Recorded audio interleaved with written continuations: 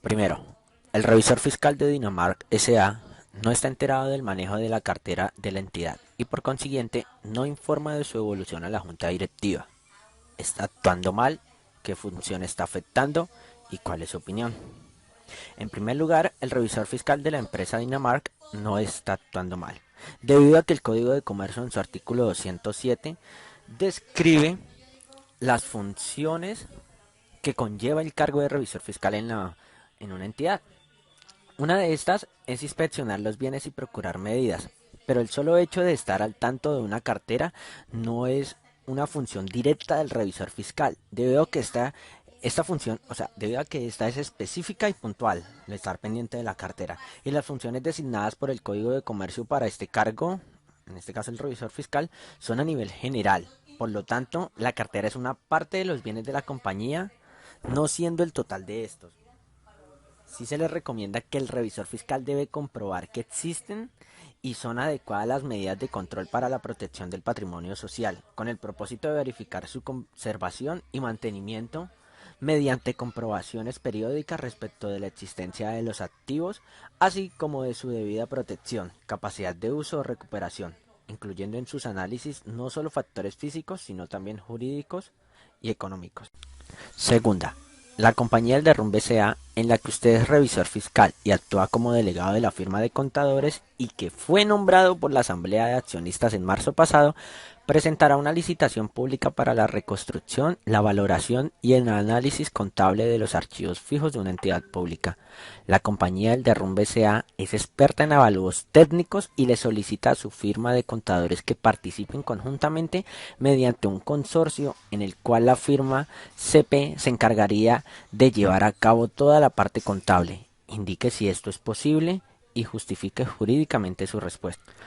Para ello tenemos que el trabajo conjunto mediante un consorcio es posible debido a que el Consejo Técnico de Contaduría Pública aduce que las principales características comunes a los consorcios y las uniones temporales son agrupaciones de personas naturales o jurídicas que ejercen una actividad económica similar, conexa o complementaria, que unen esfuerzos con ánimo de colaboración para la gestión de un interés común, como puede ser la participación en contratos, principalmente con el Estado en este caso. No tienen personería jurídica propia y pueden mantener recursos comunes para sufragar los gastos generados por la alianza.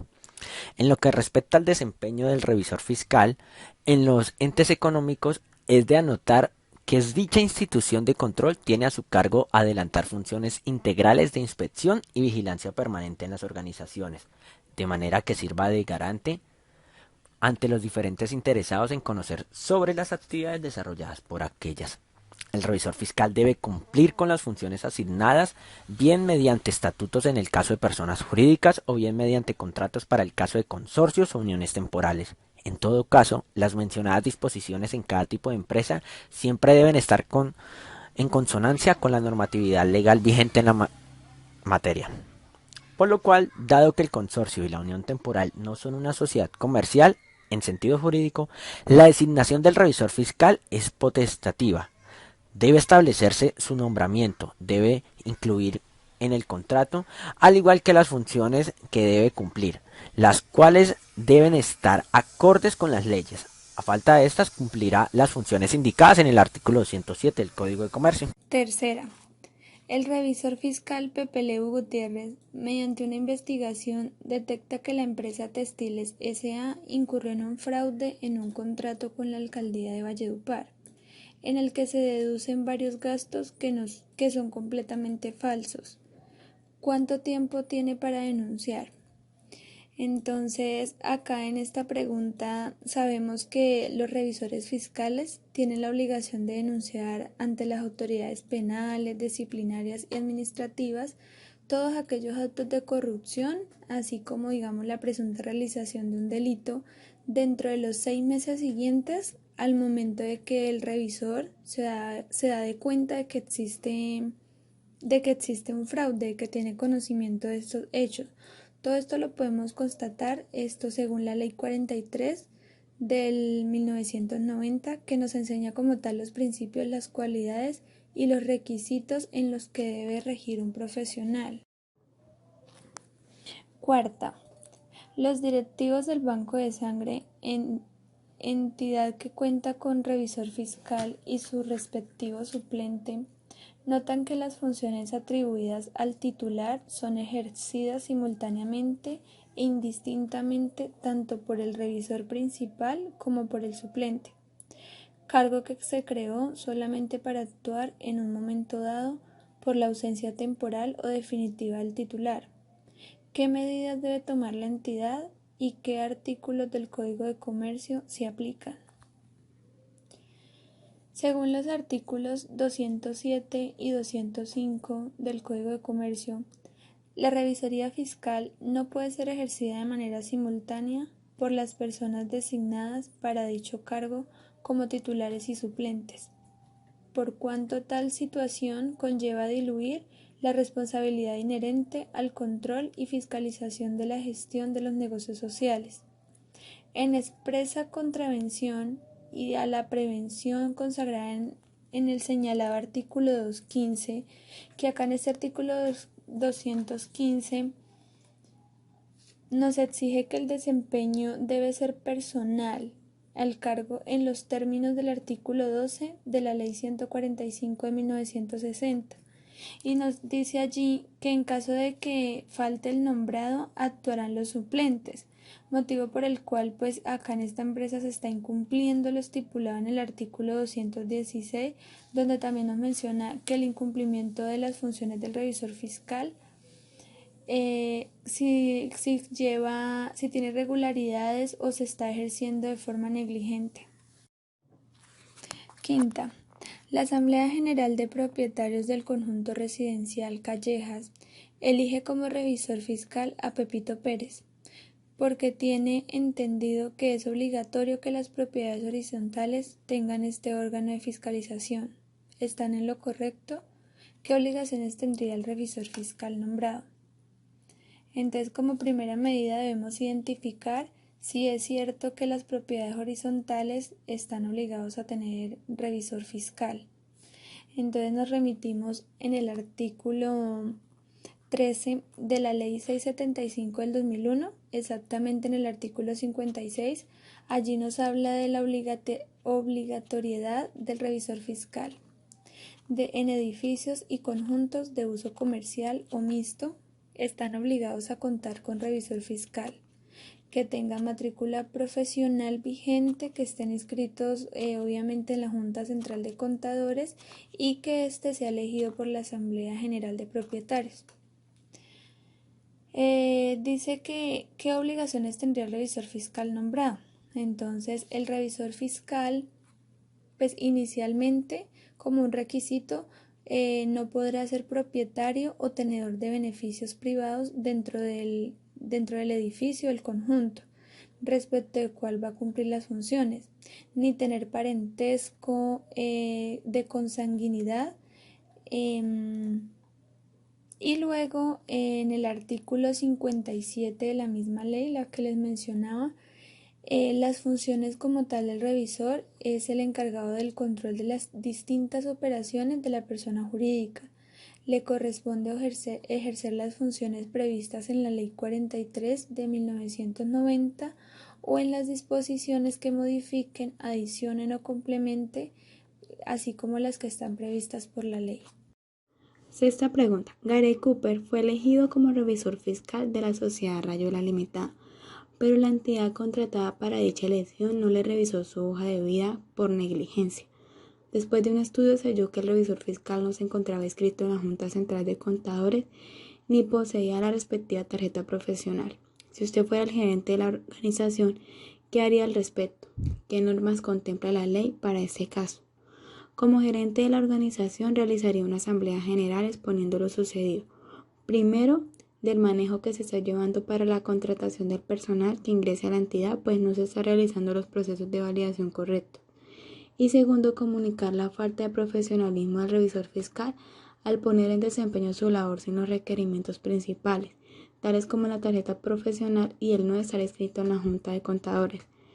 De esta manera se comunicará a los entes correspondientes como la Superintendencia de Sociedades para la toma de decisiones y está incumpliendo al Código de Ética Profesional, el artículo 215 del Código de Comercio y el artículo 13 de la Ley 43 de 1990, pues dice que debe ser contador público y estar inscrito en la Junta Central de Contadores o tener tarjeta profesional de contador público para poder dictaminar. Séptima pregunta. Jorge es revisor fiscal de Isagen y le propusieron ser candidato para el mismo cargo en la ETB, en la que fue elegido por el máximo órgano. Ambas empresas son públicas. Jorge puede ejercer el cargo en las dos empresas. Según el Código de Comercio, en el artículo 205, donde nos indica de las incompatibilidades, quienes sean asociados de la misma compañía o de alguna subordinada, ni en estas, quienes sean asociados o empleados de la sociedad matriz, quienes estén ligados por matrimonio o por parentesco dentro del cuarto grado de consanguinidad, quienes desempeñen la misma compañía o en sus subordinadas cualquier otro cargo. Quien haya sido elegido como revisor fiscal no podrá desempeñar en la misma sociedad ni en subordinada ningún otro cargo durante el periodo respectivo. Según los mencionados, en ningún caso aplica, así que sí puede ser revisor fiscal de las dos empresas.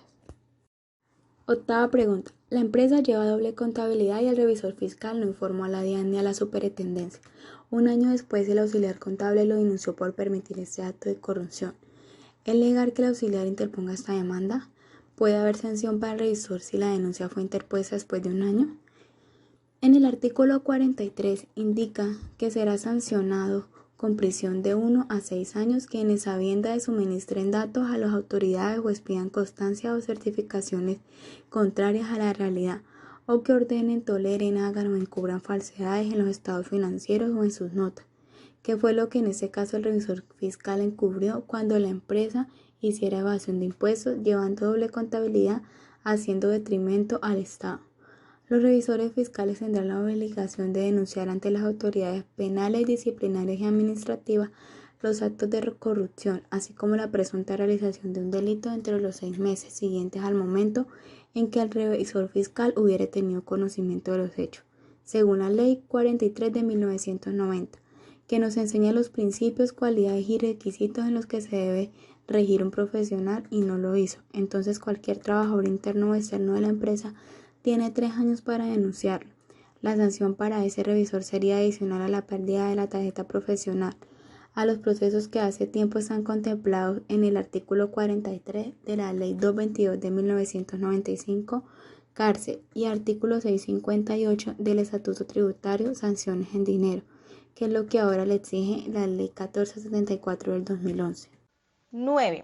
La compañía El Pirata fue sancionada por la Dirección de Impuestos y Aduanas Nacionales, porque esta entidad consideró que la declaración de renta no fue presentada, ya que la firma del revisor fiscal no era la del actual funcionario, sino la del anterior.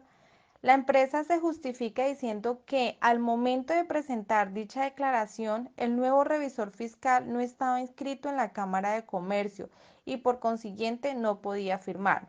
¿Quién tiene la razón?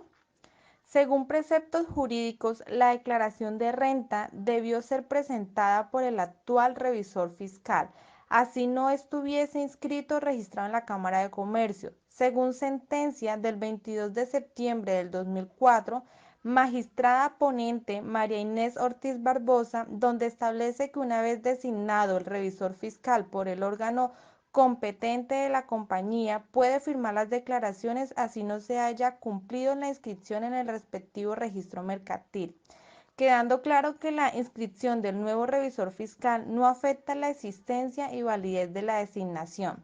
Por lo tanto, la razón la tiene la DIAN y la compañía debe aceptar la sanción en consideración a lo que se mencionó anteriormente, donde el actual revisor fiscal tiene plena existencia y validez para la firma de la declaración de renta. 10.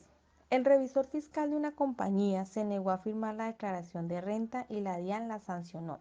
La compañía demandó al revisor fiscal y este defiende argumentando que la empresa le debe 2 meses de salario y que no va a pagar ni el 50% de la sanción ni la demanda interpuesta por la empresa. ¿Cuál es su opinión y sobre qué norma o argumento se apoya? Respecto al presente caso, mi opinión va dirigida a que el revisor fiscal es merecedor tanto de la sanción como la demanda.